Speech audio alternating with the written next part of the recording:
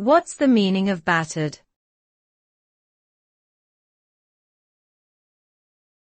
Battered.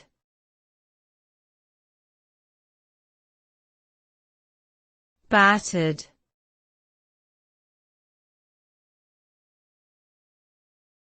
Battered.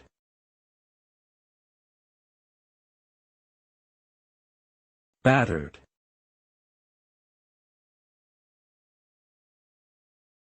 The word battered can have multiple meanings depending on the context in which it is used. In general, it refers to something that has been beaten or damaged by repeated use or abuse. For example, a battered old book might have torn pages and a worn cover due to frequent reading. Battered can also refer to someone who has been physically assaulted or beaten up.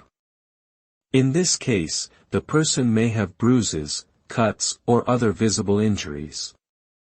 Additionally, battered can be used to describe food that has been dipped in batter and fried, resulting in a crispy coating. Overall, battered implies a sense of wear and tear, damage, or rough treatment.